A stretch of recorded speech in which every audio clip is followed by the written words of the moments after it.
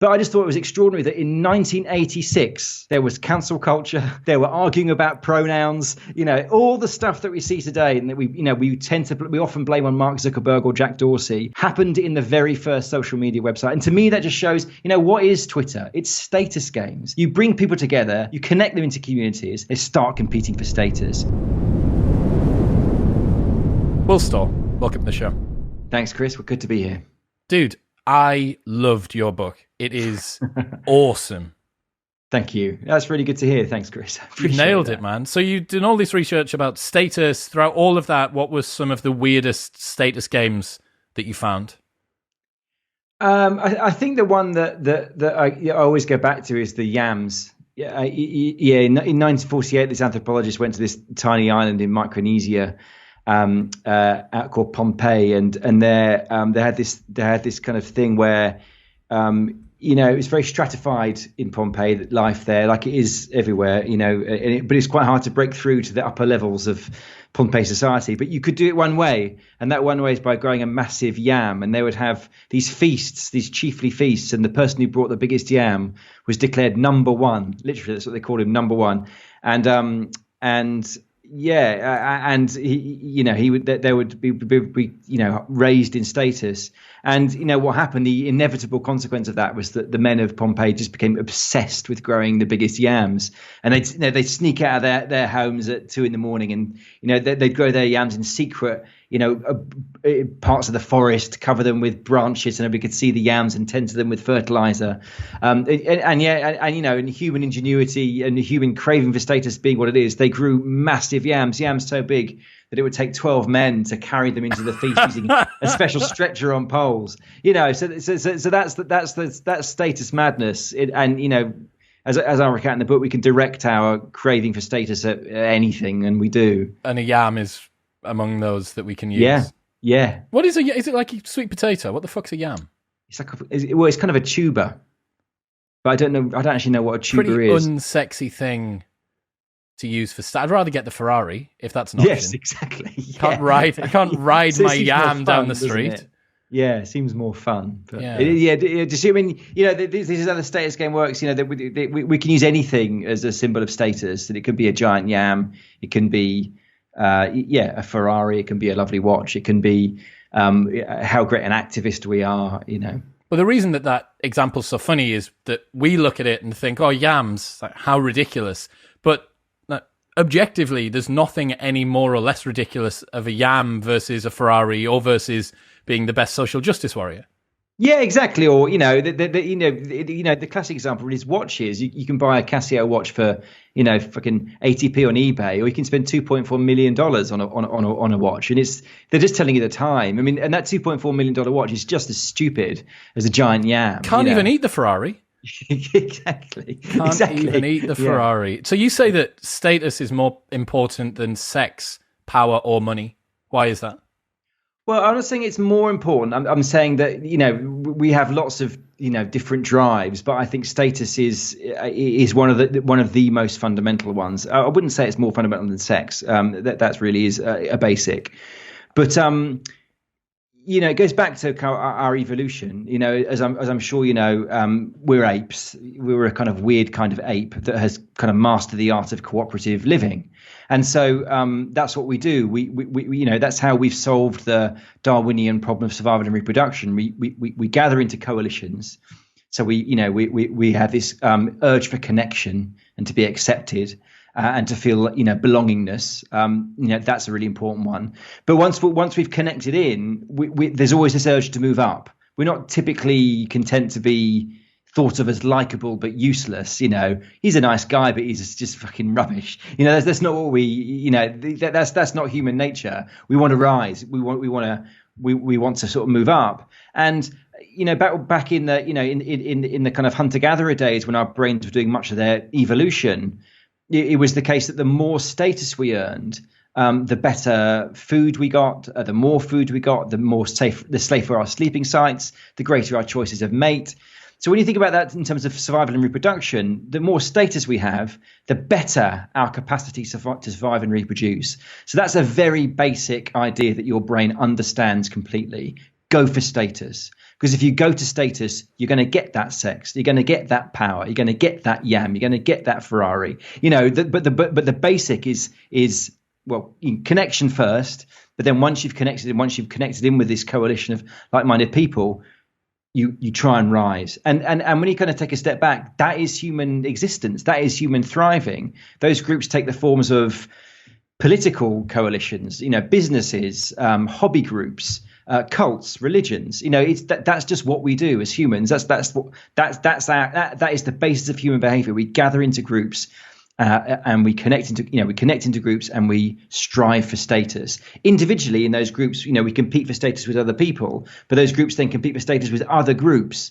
So the status game is constantly working on those two dimensions, internally and versus rivals. How do you define it?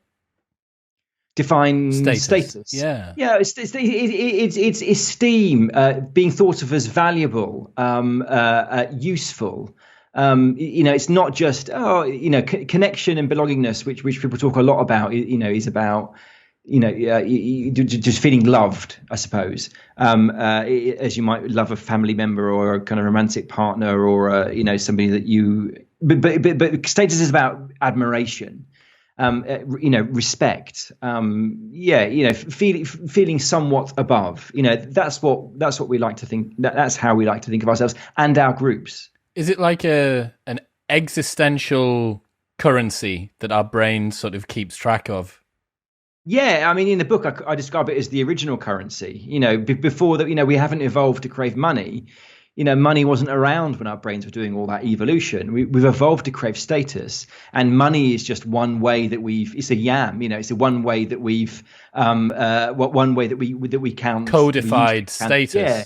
Yeah, it's another way that we play the status game. You can use power as a status symbol, and people do. But some people aren't that interested in power. Some people aren't that interested in money. Money is obviously very useful beyond its purpose as a status symbol. But that's essentially what it is. It's a kind of way of playing the status game that absolutely directly gets you better resources and it enables your survival and reproduction. It accelerates your capacity to survive and reproduce. What are the main ways that people can attain status? So there are lots of sort of basic ways, youth, beauty, age, but both youth and age are ways to get. When you get between 35 and 50. You're fucked, and then on the other side, you're all right. Yeah. Like in the book, I think I sort of glibly say that, but by the hotel pool, youth wins. But when you're trying to get a seat on the train, age wins. So it depends on the context. So traditionally, of course, age would always win, but now in our kind of youth obsessed culture, it's less so. But the basic ways, the more interesting ways are the ways we've evolved. So firstly, it's dominance. Dominance is the most sort of basic animalistic way that we get status, and dominance is about violence, the threat of violence, the threat of punishment. And so that could be, physical violence or reputation destruction or ostracization. So dominance is, unfortunately, a part of our human nature and has been since before we were humans. Dominance is typically a much more kind of animalistic way. Hens peck at each other until their pecking order is established, and that's how they play their status game. But we, humans, when we kind of settle down, we developed these new ways of playing status games. Some animals do play games with reputation too, it's thought, interestingly.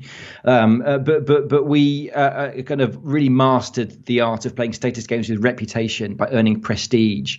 And fundamentally, it's about showing yourself to be useful to your group, to your tribe. And there are two ways you can be useful to your tribe. One is by being virtuous. So courageous, generous, but also, a conformist, good follower of rules, and a good person, a person who punishes rule breakers. That's part of being virtuous. And the other way is by being successful, by being skillful, by being the best honey finder, the best hunter, the best grower of yams. So those are the three kind of essential ways that we play status games: dominance, virtue, and success. And if you think about those three different routes to status, they kind of define the kinds of status games that we play. So, boxing is a dominance game. It's about violence, and it's about who's the most dominant individual. A religion or a royal family is a virtue game. It's about deference, obedience, following the rules. And a corporation or a scientific endeavor is a success game. They're rewarding status on the basis of you successfully achieving some closely defined goal.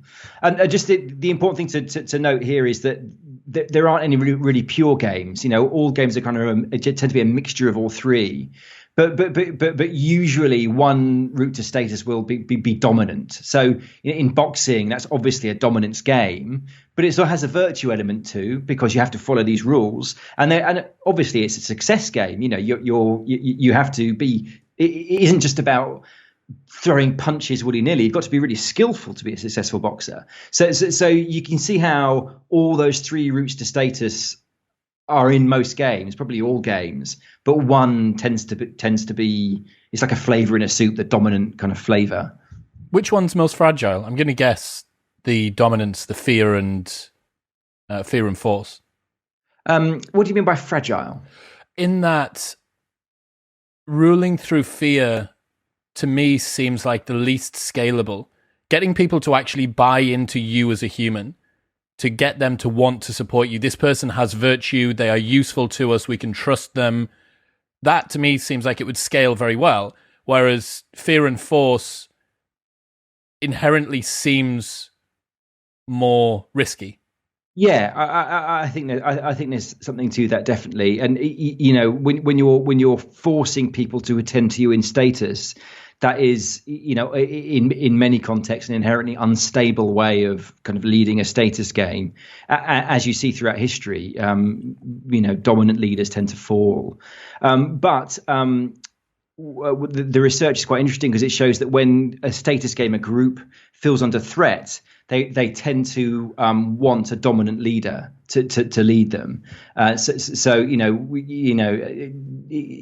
a kind of a typical thing that when the status of a group feels under threat, like in times of war or even a pandemic, that people want to be led by somebody who is more dominant, and that's found interestingly across gender. That's men and women tend to prefer dominant leaders in those times. Why do you think that is? Well, because we're in trouble. We need a leader to come in and tell us what to do. Dominance. One of the concepts that I write about in the book in some depth is this concept of tightness, which psychologists talk about. Groups and cultures can be tight versus loose. And so, in the West, we have quite loose cultures. And it's not just in the West, but yeah, the UK, the US are quite loose cultures. We're not that conformist. We value individual freedom, but other cultures, Germany is a relatively tight culture. The southern states versus the northern states of America, southern states tend to be tighter. So they're more conformist. There's more dominance going on. They're better at following rules. They tend to be kind of more superstitious and liable to kind of believe, the wild stories that are told amongst their group. And so in times of trouble, we tighten up. Even the loose. You see it during the pandemic, especially in the UK. We've been very conformist during the pandemic. The anti-vax thing isn't a major thing over here like it is in the States. We've tightened up, and my personal default is, okay, tell me what to do. I don't care. Just if you want me to wear a mask, I'll wear a mask. If you want me to drop it, I'll drop it. Just tell me what to do. And I think that's actually appropriate in a time of threat to go into that kind of tighter, kind of hunker down and into that kind of tighter, more conformist space. How do high and low status people relate to each other then? Well, the game is always kind of jostling. One of the interesting things that I read quite a lot about in my research is this idea of the copying instinct. Humans just are amazing at copying people, and we tend to copy the high status people who are in our game. So they're the people that we look up to and go, I want to be like you. And we'll tend to kind of blindly copy them. And, it's quite interesting. There was one study that looked at the behavior of, young human children versus chimps. And the experiment was, there was a certain procedure that you had to go through in order to get some sort of treat.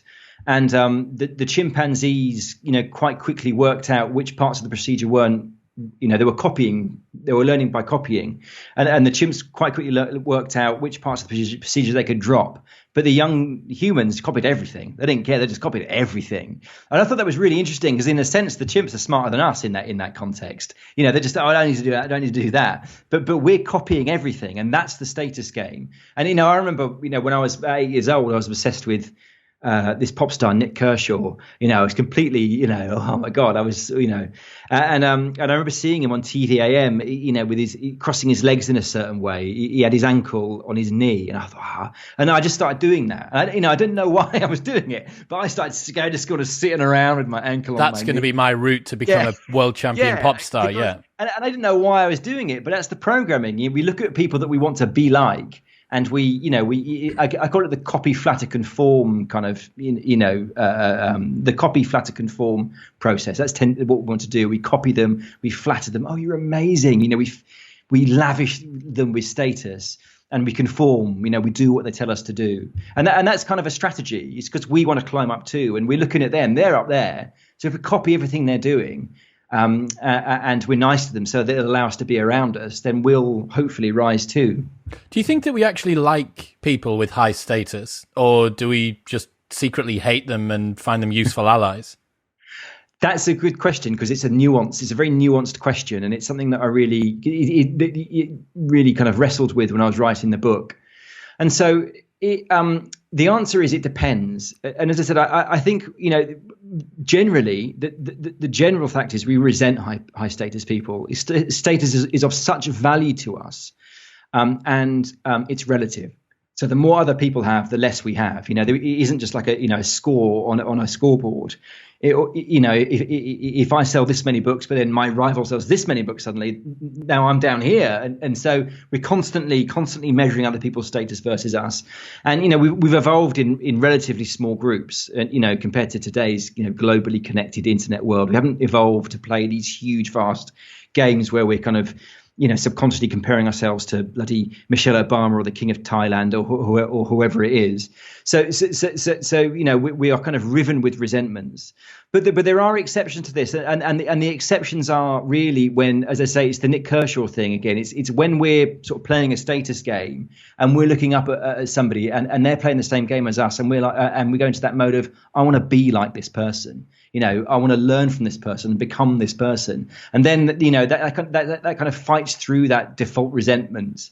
And actually we start to admire them. We admire artists and, icons who we feel have a piece of us in them and that we want to be like. Presumably there must be a closeness metric that we have in the back of our brains where you and Nick Kershaw, you at 8 years old, you weren't competing with him. So modeling his behavior is still a high status thing for you to do that doesn't look like deference to a rival, as opposed to if you had the kid that was in the year above you and wore cooler trainers, maybe you and him could be jostling for similar sorts of status. So I imagine that closeness actually provides more rivalry as opposed to sort of cooperative modeling. Definitely, yeah, that's absolutely right, and that was one of the sort of more surprising things that I learned, that you might think that maximizing the sense of competition between people would give you maximal performance, say in a company, but it's actually not true. Too much competition just gives you a hellish, say, corporate environment, where everyone's big, because status is freely given, and if status is in short supply and we're fighting for it, no one's going to be giving out status. I mean, it's going to be a miserable place to work or environment to be in. And actually, but rivalry really is rivalry is something else. So rivalry happens when, as you say, when we're very close feeling very closely competitive with an individual or another company. And it's that closeness that creates the rivalry. So typical rivals have a history of near wins, near losses, skirmishes, and you can think about Apple and Microsoft, or obviously Apple have now kind of beaten them into a pulp, but for a long time Apple and Microsoft were deadly rivals because they were close. For a while, and I think that works obviously on the individual level too. It's the people closest to us that we become very rivalrous to, and actually rivalry can be very, very motivating. It can, as unpleasant as it feels, it can be an absolute force for success when we kind of lock into a rival and go, right, it's personal. I'm going to beat you. What was some of the examples that you found to do with the ridiculous relativity of status? Was there an Economist article to do with job titles? Yeah, that's right. It wasn't an Economist. It was a study. I think it was of 17,000 employees in Britain, and I think by memory it was 70% of them said they would opt for, given the choice, they would opt for a more statusful job title rather than more money. And so filing clerks wanted to be called data storage specialists, was one of them. And it's funny, but they were onto something. Status is really important, and as important as resources are.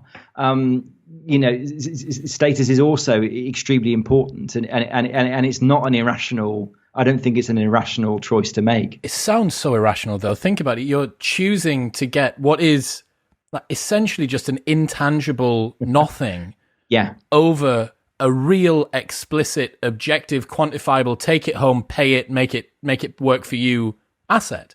And people would rather have, 70% of people would prefer to get, I think I saw a study as well previously to do with, would you rather double your workload, double your wages and everybody else stay the same, or 10x your wages and everybody else 20x?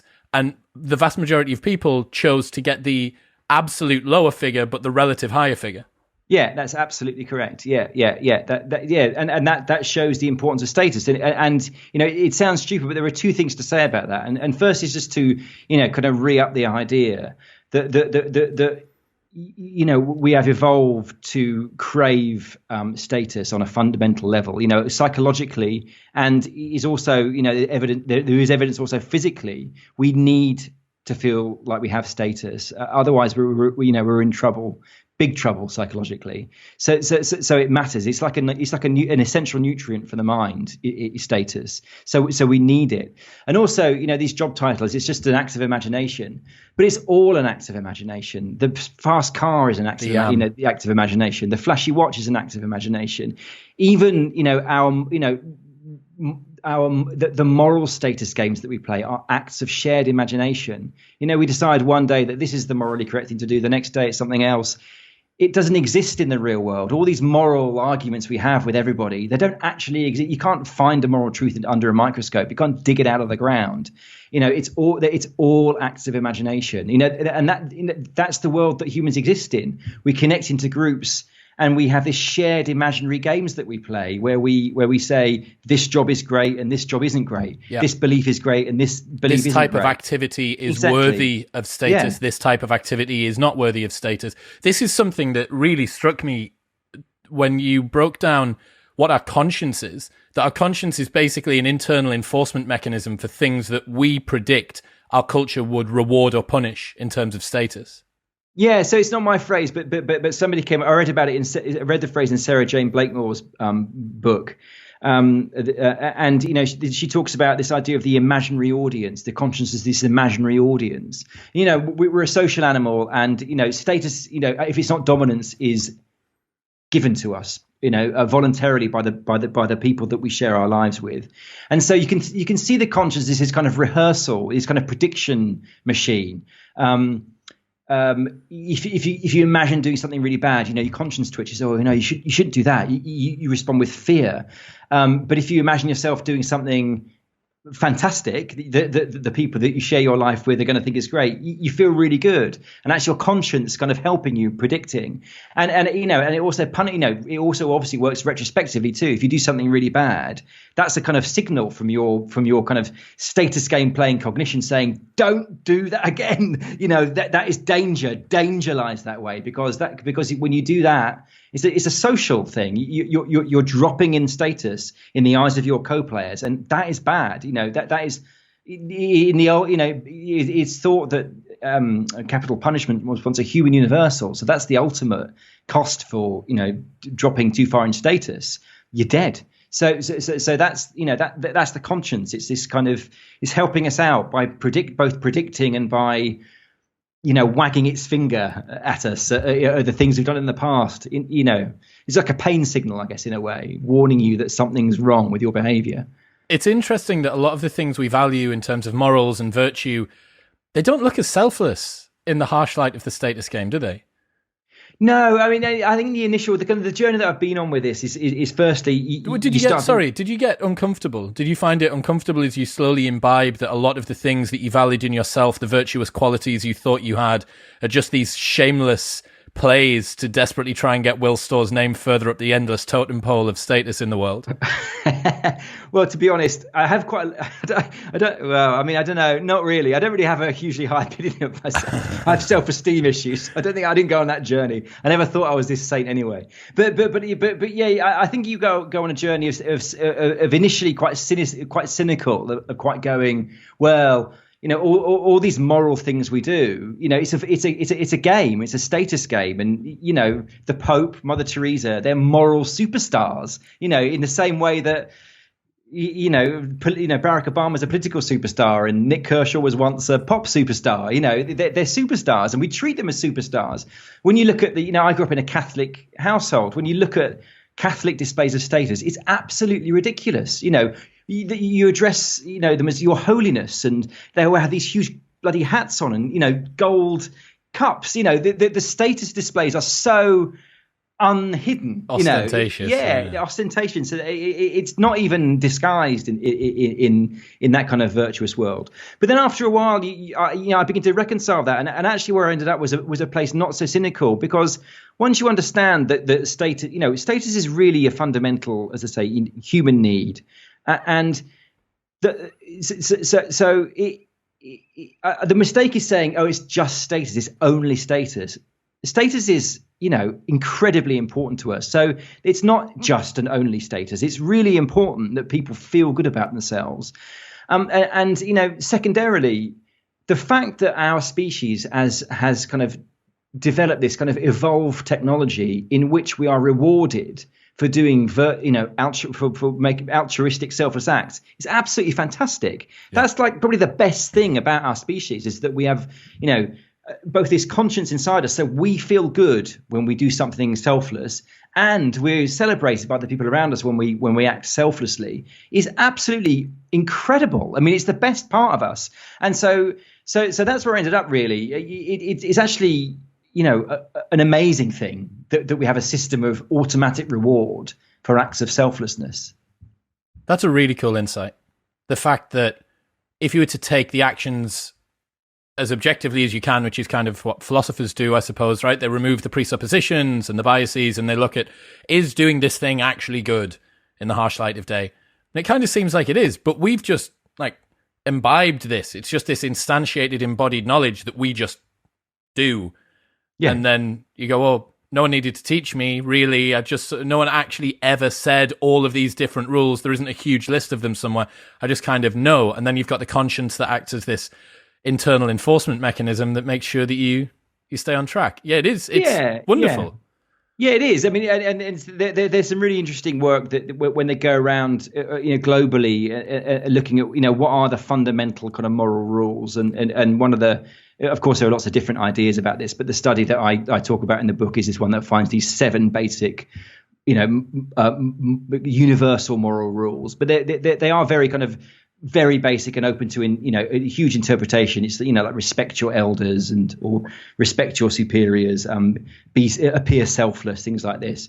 So biologically, it does seem like that there is a basic kind of very basic kind of blueprint for human moral behavior, but all the rest of it is cultural, and we learn about it throughout childhood. That's what childhood is all about. It's in school with our parents, it's teaching us the rules of the status game of our time and place. You do this, good boy, good girl, bad boy, bad girl. It's all status. It's all up and down. If you do this, you're up. If you do that, you're down. And childhood is about training that imaginary audience in your head, so you don't need the parents anymore, you don't need the teachers anymore. You've actually got it, you've absorbed it, and you've become a player of your time and place. Childhood is like training the imaginary audience in your head. I think that's pretty good. It's the first day back to school today for a lot of kids, so they'll be learning whether or not that internal audience over the last perhaps 2 years of not actually seeing anyone who's working on that. So what happens if you continually lose status?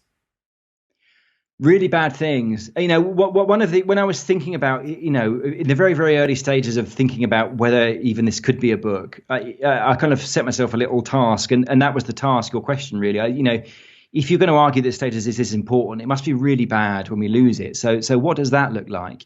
And so I started to research humiliation, the effects of humiliation, and that's what really convinced me, because So the definition that I came across of humiliation is it's not just somebody taking your status away from you. It's basically robbing you of any hope of claiming that status again in the future. You're so lacking in status, you're basically banned from the game. And one psychologist describes humiliation as the nuclear bomb of the emotions. So when you look at the very worst things that human beings engage in, from anything from genocide to honor killings to spree killings, to many instances of serial murder, it has humiliation at its core. So that really convinced me that this was a really important subject, and that status was a fundamental human need. In the book, I tell in some detail the story of Elliot Rodgers, the incel. And I was able to tell that story because before he killed a bunch of people and himself, he left a 108,000 word memoir online, which was, really a truly extraordinary document, because he, whilst being unbelievably narcissistic, is also incredibly honest about his shortcomings and his problems. And there you see, and I think, what I came to is the most dangerous people are not only the ones who've been humiliated again and again and again and again, but they're the narcissists, the grandiose people who've been humiliated again and again and again and again, because they feel entitled to a life up here, but what reality is giving them is down here and down here and down here, for years.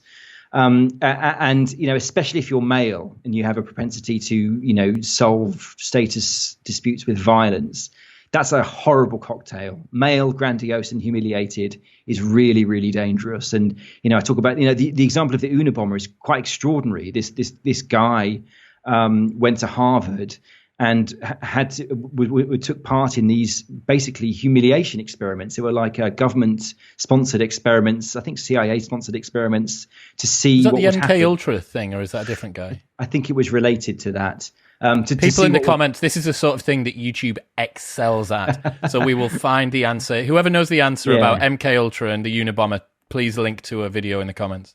Yeah, so they basically got a group of people, including Ted Kaczynski, and they said, you're going to do a scientific experiment. They didn't really tell them what it is, as is normal in psychological experiments. And they basically had them write down all their dreams and hopes and ambitions, lots of confessions, even about things about thumb sucking and masturbation. So all their secrets, all their hopes and dreams and values. And then they sat them down in front of these bright lights and basically mocked these individuals. And this happened again and again and again for years. And Kaczynski's brother said, we didn't know what was going on, but we saw the change in him. What does the UN in Unabomber stand for? Universities. Why? Because they were part of his campaign of terror. He would send bombs to universities.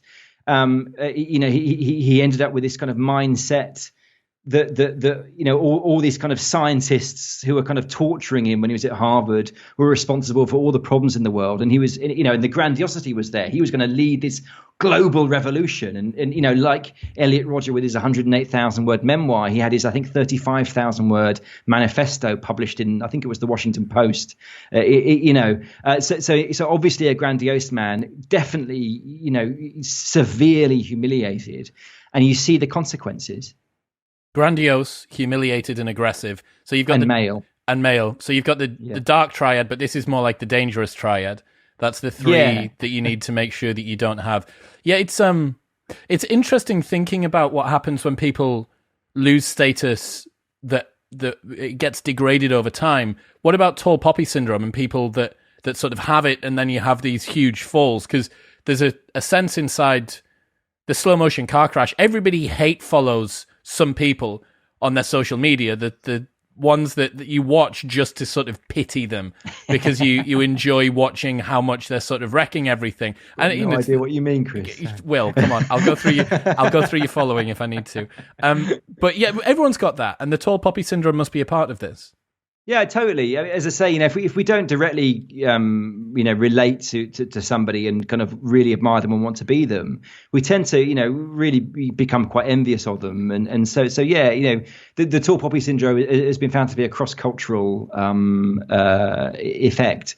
There was a great study that I didn't put in the status game because it was in my previous book. I didn't want to. I would love to have cut and paste it into the new one. Cross-pollinate the two books, yeah. Yeah, but it was done by a psychologist in the University of Shenzhen, and it was really clever. So they got these people, and then they to say you're going to be taking part in a neuroscientific experiment, but we're running a bit late, and so why don't you go over there and play this computer game, and just spend 10 minutes on there.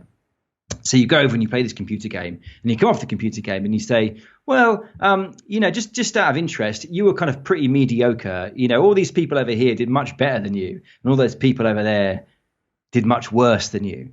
So you sit down, and then they put these people in a brain scanner, and they showed them, I think, images or videos of having injections in their face.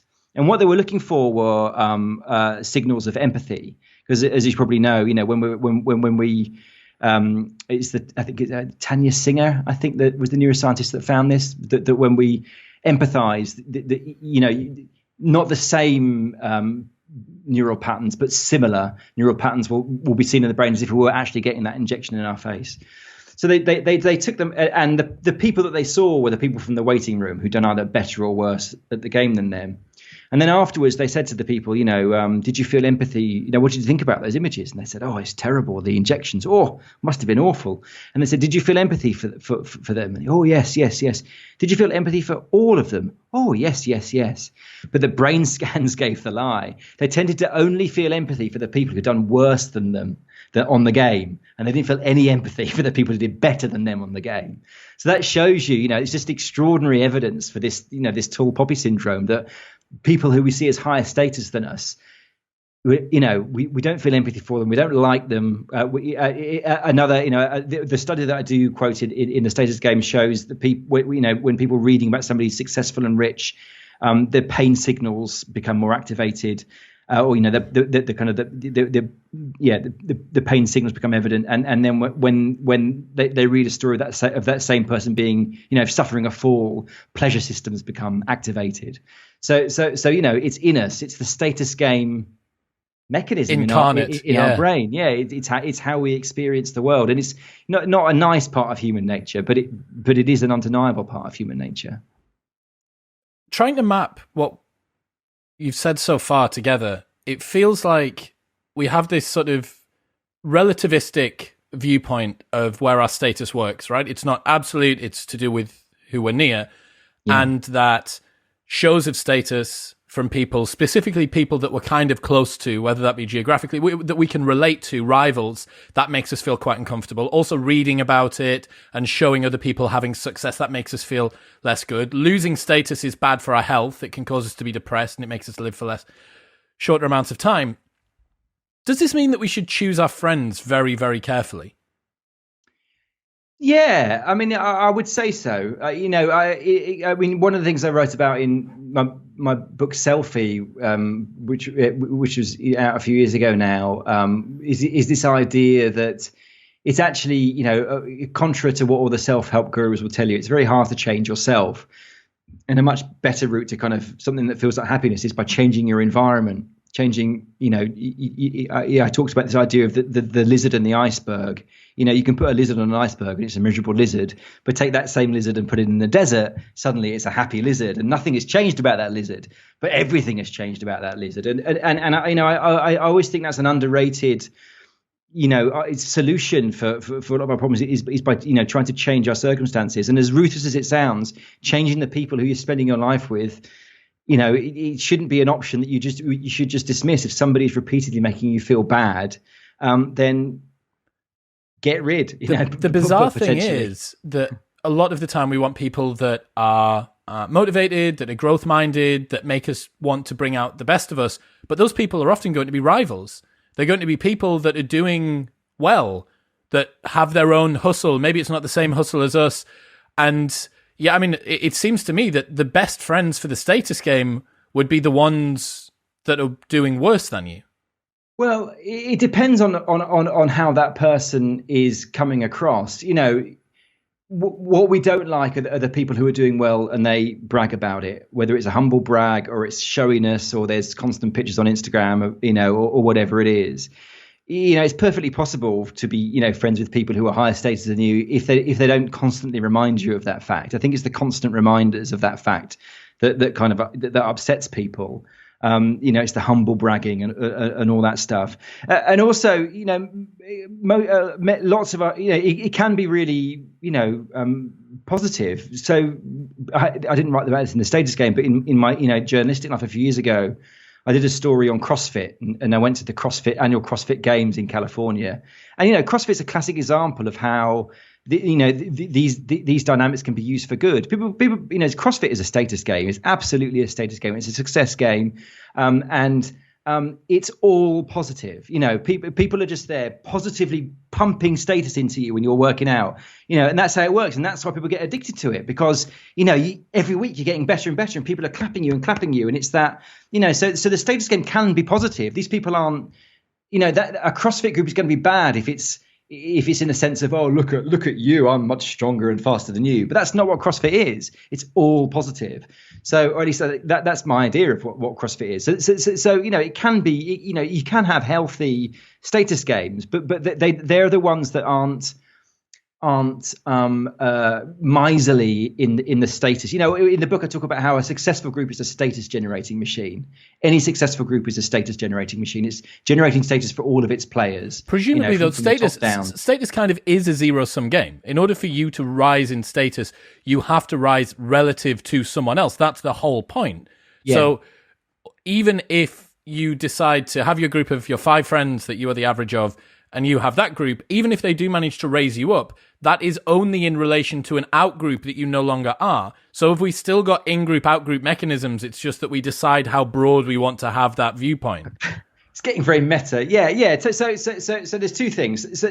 So one thing is, the status games compete with other status games, so you're competing both internally and externally, and it doesn't have to be, I don't know if it's a zero sum. So internally, I don't know that a zero sum game is exactly right, because in the CrossFit example, you can imagine everyone's there will be a hierarchy there. Of course there will be. There's Ant Middleton at the top and there's me at the bottom, but if Ant Middleton's being really nice to me and going, yes mate, I'm feeling really good, because that's a high status person making me feel like I really count and I'm doing a really good job. So that so it doesn't have to be.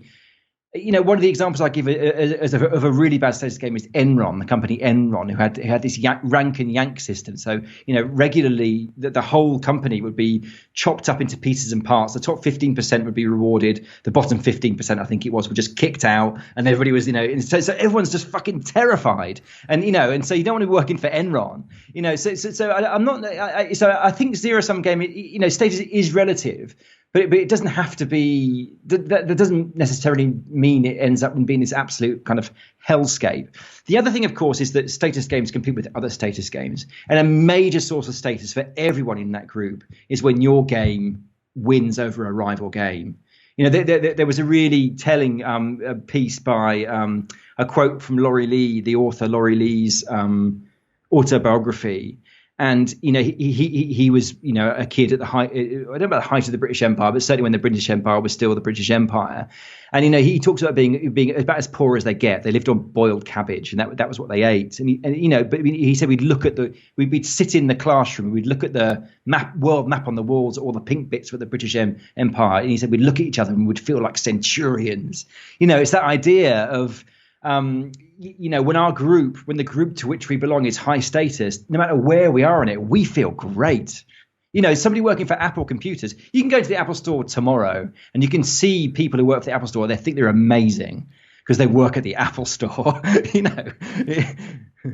Well, we need to be very careful about dissing the people from the Apple store. My entire life is built upon that infrastructure. So if they log into the back end of my iCloud and they break everything, I'm wrecked. No, well, I have personal experience. My first job when I left school was working in the local independent record shop, and we were the biggest snobs in the world. You know, I was working for a shop. You know, I think I was earning £85 a week or something, and I thought I was amazing because I worked at Long Player, and all the idiots worked at R Price and HMV. You know, I'm saying that about Apple because I've been that person, 100%. You know, the archetypal indie snob from High Fidelity sneering at Celine Dion. I was that person when I was 19, so completely guilty.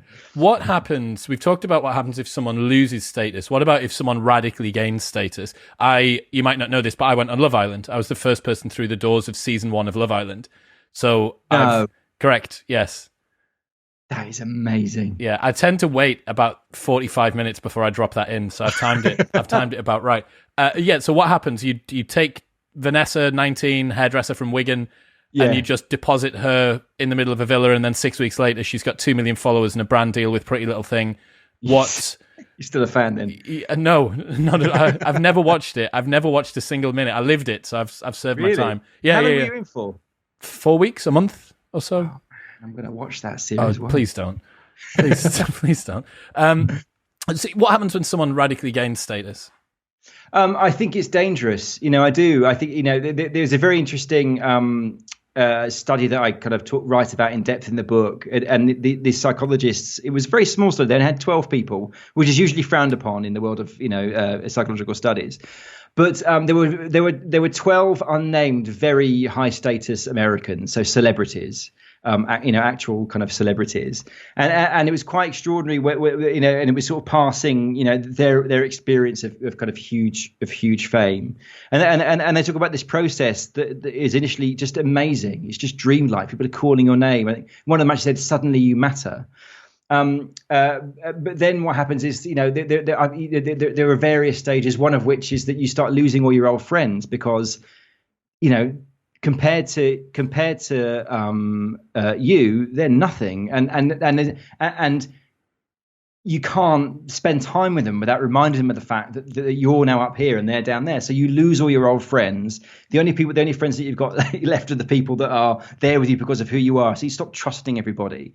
And then, you know, I thought what was really telling was that ultimately what happens is that they, you know, some of them started talking about how nobody really knows me, and actually, you know, it was like they had plenty of the success variety of status, but they started wanting the virtue kind of variety of status, and they started, you know, getting cross because, oh, you know, I'm actually you know, the real me. If you only knew the real me. So I, you know, it's obviously, you know, not all it's cracked up to be fame, but also I think, you know, personally, I remember a few years ago meeting somebody who obviously I won't name, but she found enormous success when she was in her early 20s, and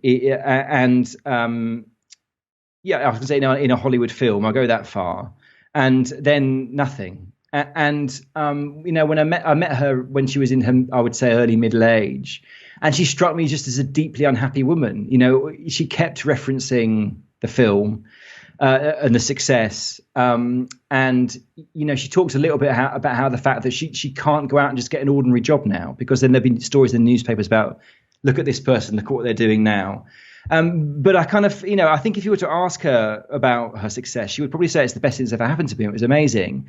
But I left with the powerful sense that it was actually the worst thing that ever happened to her, because it ruined the rest of her life. And, we're not designed to have that much status. We evolved in these relatively small groups. We haven't evolved to have global fame levels of status. It's not good for us. You can see it in the behavior of people becoming enormously famous. Not all the time, but especially when they become famous young, it does something to people. It turns them into not nice individuals. So yeah, I for me, the ideal, the ideal sort of perfect life would be a slow but steady rise in status throughout your life. That's the ideal to go for. Where every year you achieve something else, and you achieve the next thing, and you achieve the next thing. I don't think that's possible, because there's always going to be setbacks. But the sudden spike of fame when you're 19, 20, 21, I think is very often a disaster, because it's unsustainable. It is like hedonic adaptation, the way that we deal with our status. And then we're so relativistic that as soon as we've been to that peak, now, even though we're continuing to look forward, we've always got this reference point behind it. Well, I'm not where I used to be. So yeah, this was something that I had in my head. There's a fitness tracker that I use, and it tracks your heart rate variability and your resting heart rate, and it gives you a score, and it says this is how rested you are. And whether you are green, amber, or red is dependent on how you are relative to your previous period. Let's say it's a 7-day window or a 14-day window. And if you are better than that, then it says that you are green. And if you're about the same, it says that you're amber. And if you're worse than that, it says that you're red. So the only way to get, and a lot of people that's a part of this Whoop community, they talk about green recovery. So 7 green recoveries in a row is like, wow, you've nailed your recovery, mate. But what they don't realize is that the only way to perpetually get green recovery is to essentially have a resting heart rate that drops to nothing and a heart rate variability which is limitless, because over time you have to continue progressing. And let's say that you keep your Whoop on for 50 years, and in 50 years time your heartbeat's resting heart rate's 1 a minute and your heart rate variability is 3,000 or something. That's the only way that you could do it. And it's kind of the same with status, that the only way to assuage our feelings of not having the right amount of status is to continually grow, which obviously, I guess, lends itself perfectly to a meritocracy where you are what you do, a capitalist society where you can contribute, where you want to be sort of on this wheel of personal growth and improvement and contribution and stuff like that. Yeah, I think that's right. So there's a chapter in the book called The Flaw, and the flaw really, I argue, it's this idea is exactly what you say, is the fact that we very easily acclimatise to our sense of status. We might suffer wafts of imposter syndrome if we get a sudden bump, but that doesn't usually last long. And when we get our rewards, we're very good at deciding, actually, I deserved all of those rewards, and all my critics are idiots. That's what we do. We accept the status and we acclimatise to it. And then we want more, and we keep wanting more, and we keep wanting more. And I think that's why super famous people end up often, not always, obviously, but often end up becoming so monstrous, because they keep wanting more status and more status. And they have to show that they have to show the people around them that they have more and more status. So their behavior becomes kind of ever more monstrous. So there are some, stories in there about kind of crazy celebrities wanting their, I think it was Kanye West wanted his, It said that the carpet in his dressing room was too bumpy, and he ordered it to be ironed. So someone had to go and iron his carpet, And so some of the, Fred the Shred, the old boss of the Royal Bank of Scotland, and having whilst he was making all his terrible, huge sort of cuts, was having his kitchen in his office relocated so his scallops could arrive to his desk a little warmer. Yeah, so it makes high status can easily make monsters of us, exactly because of that, because we acclimatise to it, we accept our level as appropriate, and then we want more, and then we want more, and then we want more. What about those Inuits that you looked at? Didn't they do a song and dance when people got too big for the boots? Yeah, that's when we're talking about the resentment again, the fact that we don't like big shots. And there's lots of evidence in the anthropological literature of people dealing with what is sometimes referred to as big shot behavior. And I like that idea that there's one Inuit group that sings a song of derision at people who are at the braggarts and the big dicks. So I just thought that was hilarious. A song of derision, my God. So they circle the person that's got a bit too much big dick energy, and they sort of exactly. point and bring him down a couple of pegs. It's Twitter, essentially. But in song form. Eskimo Twitter, yeah. Yeah. How does the status game relate to cancel culture? Well, I mean, it's very, very, very much so. I mean, the internet mobs, I think, are a dominance virtue game. It's about threat. It's about coercion. It's about you will follow the rules of my status game. Also, virtue signaling on the side of the canceller as well. Absolutely, yeah, and I think probably the most interesting thing, the idea that really made sense of cancel culture for me was this idea called the tyranny of the cousins, and the chapter about internet mobs is called the tyranny of the cousins, and this was a real surprise to me. So it's this idea that the groups in which we evolved very often, not always, but very often didn't have like a big leader, big man leader at the top who was in charge. And, that was really surprising to me because when you look at human life today, there's leaders everywhere. We seem to love leaders, but they weren't. And so there was no sort of big single leader that was in charge of everything. Instead, there would be sort of a group of, elders or kind of high status. They were relatively egalitarian groups, but relatively high status people that would gather together to make decisions at certain times. And, according to their specialism, different people might have, different kinds of sway. But it's very much about, these early human groups, these pre-modern groups are very much about consensus or the illusion of consensus. And so that happens when people breaks the rules of the group. It wasn't like somebody would decide you're going to be punished.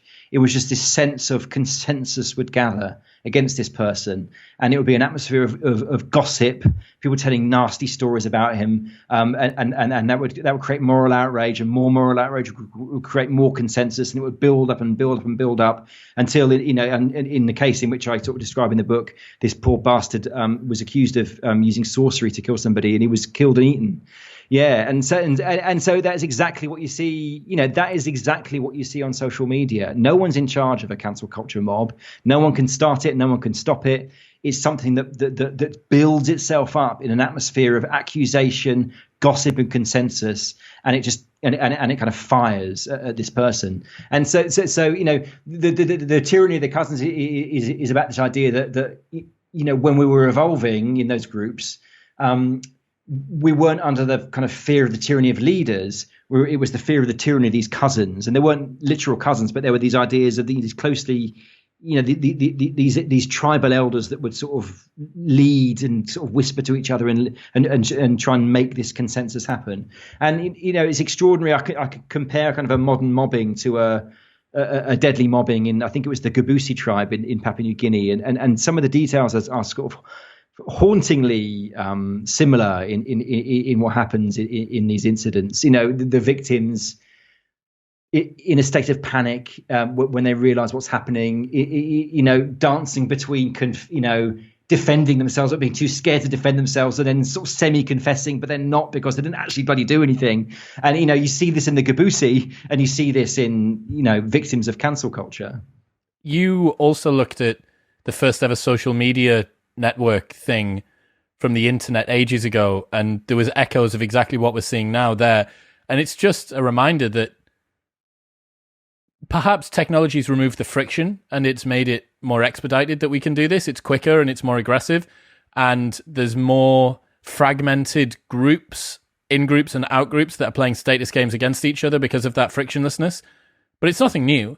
To blame, and this was something that was a tough pill for me to swallow, because I like to think that human nature is fundamentally virtuous and good, and it's an easy out to blame the ills that we're seeing at the moment on algorithms and social media, but they may magnify, but the fundamental of where these impulses came from is our nature, right? Yeah, absolutely. And this was a big lesson I learned again when I was researching Selfie, and that was all about the kind of the narcissism of social media and where that came from. And one of the big sort of turning points of understanding for me in there was the idea of the selfie camera, and the idea was that the technologists, it's Steve Jobs' fault, and it's Google's fault for selfie culture because they put these cameras on the phones. But the original selfie cameras weren't called selfie cameras; they were called front-facing cameras. And what Apple and the other companies thought they'd be good for were business meetings and for talking to your nan. But that's not what we did with them. We started taking pictures of ourselves, mostly. So Silicon Valley are constantly throwing ideas at us. 99.99% of those ideas get rejected, and a tiny amount of them get picked up. And it's the people, it's human beings that decide which Silicon Valley technologies are successful. And those companies then, tune their platforms and devices around what we want. And what I found in selfie is exactly the same as what I found when I was researching the status game and social media. It's that you can't blame Mark Zuckerberg or Jack Dorsey for cancel culture. The first kind of social media site, as we would recognize it today, was the Well, which was formed back in the 1980s, still when people were having to do that thing with their phones, like off war games. I don't know what it is, a modem. So it was a very small group, and when it got to about 500 users, so the Well was a bit like Reddit. So it was the idea was like. People, it was mostly people in California. They would gather around little interest groups, and they would just play little status games talking about wine or the eco stuff or whatever it was. And when it got to about 500, this individual arrived who just basically hated men and was just firing off all this anti-male invective constantly. And and they kind of mobbed around this person. It got them kicked off the platform eventually, deleted as many of this person's entries as possible. So it was all there, and this person was gender non-conformist, so biologically female, didn't identify as man, but used male pronouns and used a male name. So slightly complicated. But I just thought it was extraordinary that in 1986 there was cancel culture. They were arguing about pronouns, all the stuff that we see today, and that we often blame on Mark Zuckerberg or Jack Dorsey, happened in the very first social media website. And to me, that just shows, what is Twitter? It's status games. You bring people together, you connect them into communities, they start competing for status, and with each other and against game versus game. And that's what and when that started working for Twitter, of course they molded their technology around these things, but they didn't create it. It was inevitably what was going to happen. I quote this one of the other things I wrote about in Selfie and also in this book is it's this kind of utopian technologist idea, the Wired, magazine ideas from the 90s and the early 2000s, the vision of the internet, which is when you connect everybody together, it's going to be this utopia, no hierarchy, no disagreement, everybody getting on together. And it's just the opposite of what happened.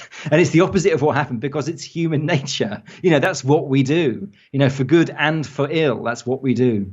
As individuals, is it low status behavior to talk openly about status? Like, is acknowledging status motives a low status signal?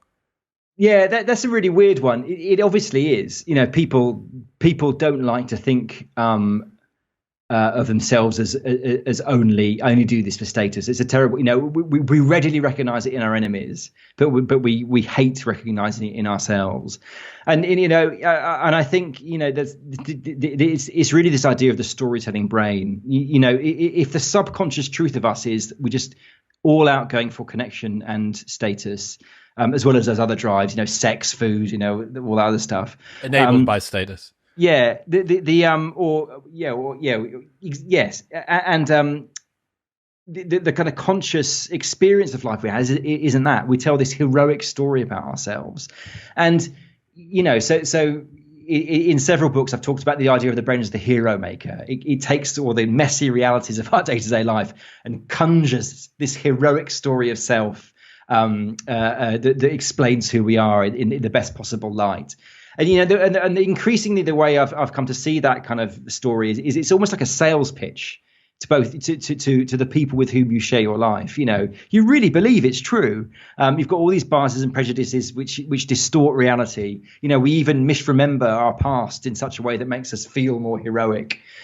So I think it's that kind of sales pitch, that story that is actually the conscious experience, is so resistant to this idea of status, because it doesn't want to think of ourselves as that. It's a hero maker. It wants to say, no, I want to change the world. I'm a good person. I am better than everybody else. It's not, so yeah, I think that's why there's this disconnect. It's this unpleasant subconscious truth, I think, in a way. Did you have a look at which occupations are the most and the least anxious around status? I didn't see any data on that. No, I didn't. Anxious about status? No. I mean, just the most sort of status anxiety, I suppose. Because you think about, politics is, as far as I can see, almost exclusively that. Like, it's all image and schmooze and connections. And yeah, this is one of the things that I think that behind the scenes of, the West Wing or Whitehall or whatever, these people must be just frantic, terrified, perpetually, constantly playing this sort of very political by nature, backbiting-y status game. Yeah, I suppose that's why politics is so fascinating and makes such for great stories, because people's status is so fragile in the world of politics. And, again, you see, why politics is such a vicious world, simply because status is incredibly fragile and it can be taken from you at any moment. And there's a sense of people plotting against you. So yeah, I had never thought of that, but that's a really interesting point. Yeah, I think that's right. I mean, the one profession I do write about in book is the legal profession, because I found this incredible paper by this former lawyer and now judge. He wrote this paper basically addressing young lawyers who just left law school and were going into their big name law firms. And he basically said to them, by the way, you're going to become, within 2 years, you're going to become corrupt. Every day you're going to be making corrupt decisions. You're going to be lying. You're going to be stealing. And this is why. And the paper was basically, a description of the status game. It was saying that, but by the very fact that you're a lawyer and you've been to law school, you're an incredibly competitive person. And now you're in a new game, and that game is measured by money. And you're going to become obsessed with money, because every 6 months the legal journals print this league table about who's earning what, and you're going to pore over those league tables. But the problem is you're going to be working as hard as it's possible to work. Lawyers are really unhappy people. There's high divorce rate, high alcoholism, high drug abuse, terrible working hours. So given the fact that you're incredibly competitive, you're playing a game in which money is your status symbol, and you're already working as hard as it's possible to work, what are you going to do to get ahead? Well, what you're going to do is you're going to start double billing. You're going to start accidentally losing documents which are unhelpful to your client, and so on and so on. And he said, he was perfectly honest. It happened to you. It's going to happen to you it happened to me. So I think the legal, the big name legal profession, I think, is just an insanely intense status game. But by the evidence of that paper, is it possible to exit the status game then? No, it isn't. It really isn't. But it is possible to play different games, and so one of the sort of really funny studies that I came upon was this one that looked at meditation. And, because we often hear from these kind of wellness people that say, oh, no, well, I used to be really interested in ego, but now I do mindfulness meditation. And so they studied 3,700 meditators. And these were meditators who were specifically chosen, that the ones that were meditating, their practice was about ego needs and, success and status. And they found that they measured very high in spiritual superiority, and it was just really funny because that's true. That when... Yeah, and and it would be as true of me as it's true of anyone. If you become really good at meditating, you start to feel really good about yourself. You start to think, I've got this insight that nobody else has got. You can't get away from it. You can't do it. So yeah, it's I always remember in the Heretics, one of my previous books, I went on a 10-day silent Vipassana retreat, really hardcore meditation. And every few hours, our meditation would be interrupted by this British. It was in Australia. This British guy would come in all his robes and whatnot, and he'd give us his talk.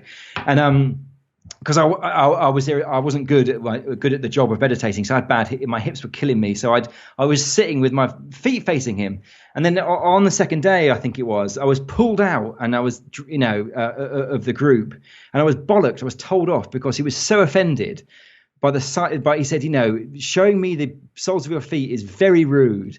I just thought, man, you're supposed to be Mr. Enlightenment, right?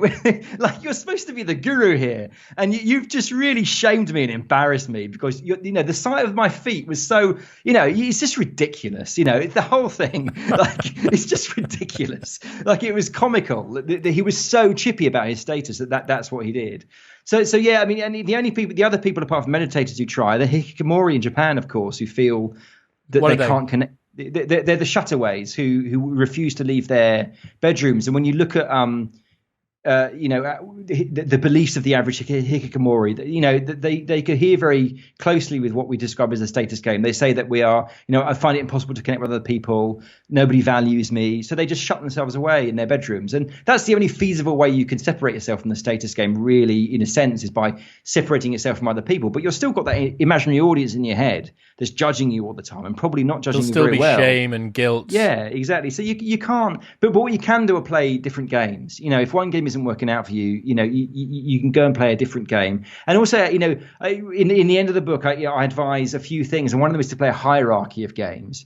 You don't want to play just one game because people who play one game are in a cult, and that's the definition of a cult. It's like it's a status game that's completely exclusive. You're not allowed to get your connection and status from anywhere else. Not your job, not your family, not your friends. It's us and us alone. And when one group is your sole source of status, you're highly at risk of irrational belief, irrational behavior. So cults, fundamentalist religious groups, fundamentalist, political groups, on the left and on the right. If these people are sourcing their connection and status from just one source, they're very liable to start believing sort of crazy things and behaving in damaging ways. And it's dangerous for them too, because if they're kicked out of the group, or if the group kind of fails in some way, their whole sense of self fails because they have nothing. Your sense of self is bound up in the games that you're playing. You are the games that you play.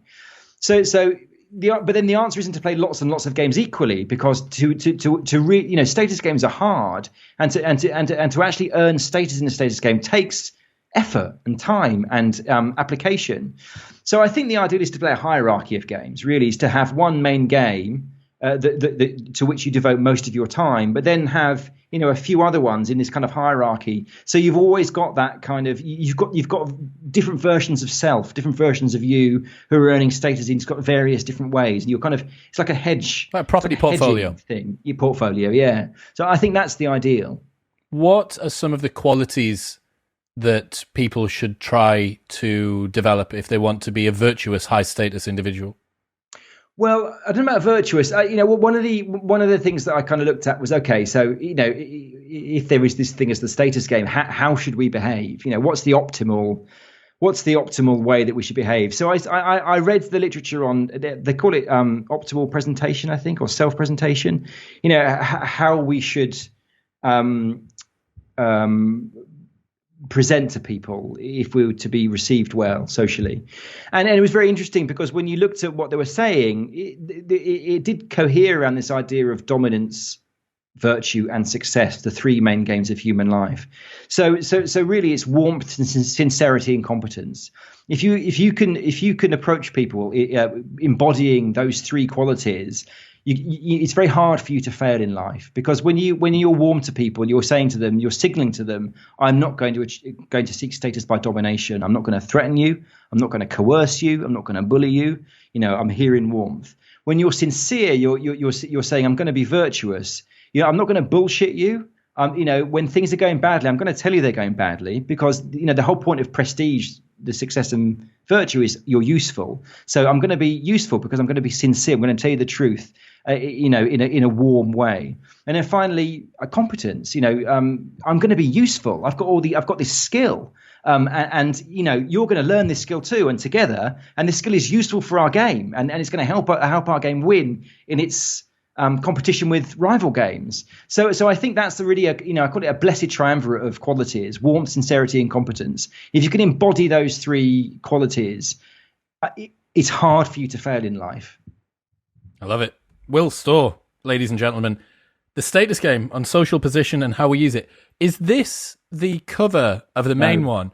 So this is a joke. So this is a galley copy, and I don't know if anyone's ever going to... Are you all right for me to show this? Can I show what this looks like? Yeah. So this is... There we go, we're in focus.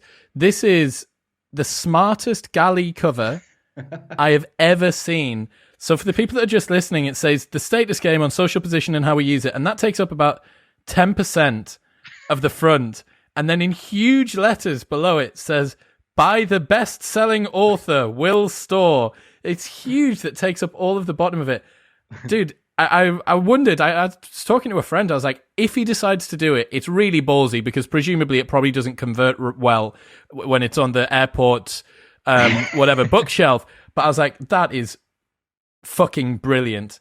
So I'm glad that I'm happy that I got this one. Yeah, I saw the designer's options, and that was at the bottom. And I think that they'd done that as a joke, but I was like, that is amazing. That we've got, and I'm campaigning for that to be the paperback cover, but I'm not sure. I have had some feedback from people who haven't got it, and they just think, oh, I'm being a dick. So, Will, you know how big the text is that they've got your name on here. I think it's really funny. People that don't get irony. If anyone wants to keep up to date with what you're doing, where should they go? Twitter's the best place, at WStorr, STORR. Amazing. Will, thank you, bro. Cheers, Chris. It was great talking to you. Thank you. Thank you very much for tuning in. If you enjoyed that, then press here for a selection of the best clips from the podcast over the last few months. And don't forget to subscribe. It makes me very happy indeed. Peace.